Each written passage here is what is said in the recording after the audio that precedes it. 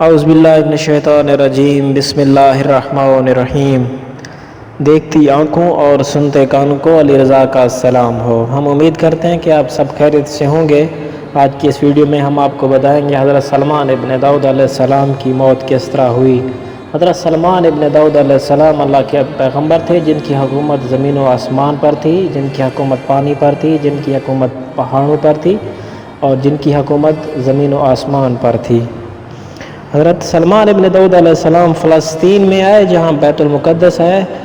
بیت المقدس کی بنیاد حضرت موسیٰ علیہ السلام نے رکھی اور اس بیت المقدس کو حضرت سلمان ابن داؤد علیہ السلام نے مکمل کیا۔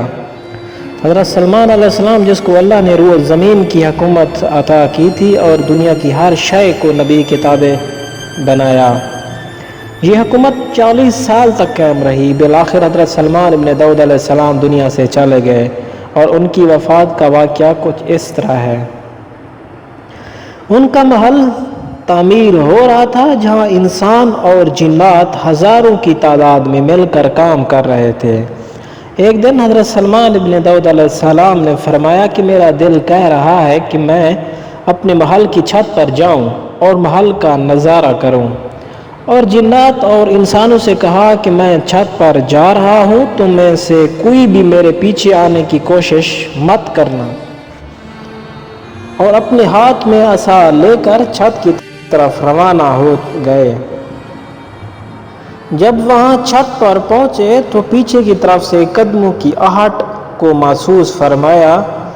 حضرت سلمان ابن داؤد علیہ السلام نے پیچھے مڑ کر دیکھا تو وہاں اس نے ایک انسان کی شکل میں کسی کو پایا، جس پر حضرت سلمان علیہ السلام نے فرمایا کہ جب میں نے آپ کو روکا تھا تو آپ کس کی اجازت سے اوپر آئے ہیں؟ تو اس نے جواب دیا کہ میں وہ ہوں کہ جس کو کسی کی اجازت لینے کی ضرورت نہیں پڑتی۔ چونکہ نبی سمجھدار اور ذہین ہوتے ہیں، وہ فوراً سمجھ گئے کہ آپ ملک الموت ہیں، اور اسی وقت انسانی شکل میں ہیں۔ حضرت سلمان علیہ السلام نے فرمایا کیسے آنا ہوا؟ جس پر ملکت موت نے کہا کہ آپ کی روح قبض کرنے آیا ہوں۔ تو حضرت سلمان ابن داؤد علیہ السلام نے فرمایا کہ آپ یہاں تھوڑی دیر انتظار کرو، میں گھر سے ہو کر آتا ہوں۔ ملکت موت نے کہا کہ میں اتنا بھی انتظار نہیں کر سکتا۔ پھر حضرت سلمان ابن داؤد نے فرمایا کہ مجھے محل سے نیچے اترنے دو تاکہ میں انسان اور جنوں کو کچھ کہہ سکوں، ان سے کچھ بات چیت کر سکوں، اس کے بعد پھر میری روح قبض کر لینا۔ حضرت عزرائیل علیہ السلام نے فرمایا کہ اتنا بھی وقت نہیں ہے۔ حضرت سلمان علیہ السلام نے فرمایا چلو اتنا مہلت دے دیں کہ جہاں میں کھڑا ہوں اسی جگہ بیٹھ جاؤں، پھر میری روح قبض کر لینا۔ پھر بھی ملک الموت نے کہا کہ اتنا بھی وقت نہیں ہے، جس حالت میں آپ ہیں آپ کی روح اسی حالت میں قبض کرنے کا حکم ملا ہے۔ حضرت سلمان علیہ السلام نے فرمایا کہ آپ میری روح قبض کر لیں۔ جب روح قبض ہوئی، اس وقت اللہ کے نبی عصا پر کھڑے تھے۔ پورا سال محل کی چھت پر حضرت سلمان ابن داؤد علیہ السلام روح نکلنے کے بعد عصا کی ٹیک پر کھڑے رہے۔ جن اور انسان اپنے اپنے کاموں میں مصروف رہے۔ اللہ تعالیٰ فرماتا ہے کہ ہم نے دیما کو حکم دیا کہ حضرت سلمان علیہ السلام کی عصا کی لکڑی کو چاڑ دیں۔ جب دیمک نے ایسا کیا تو نبی علیہ السلام جھڑ گئے،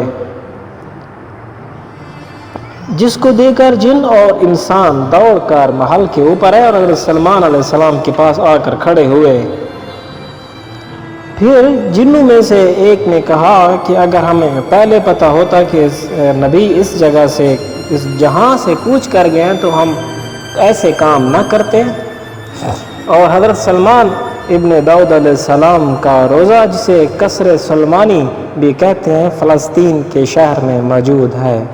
اس طرح حضرت سلمان ابن داؤد علیہ السلام، جن کی حکومت زمین و آسمان پر تھی، موت نے ان کو بھی نہیں چھوڑا اور نہیں بخشا۔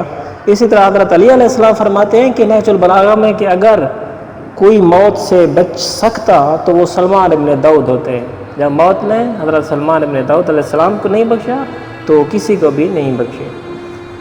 اگر آپ ہمارے چینل پر نیو ہیں تو اسے سبسکرائب کرنا مت بھولے گا تاکہ آنے والے اسی طرح کی نیکسٹ ویڈیو آپ تک سب سے پہلے پہنچے۔ فی امان اللہ۔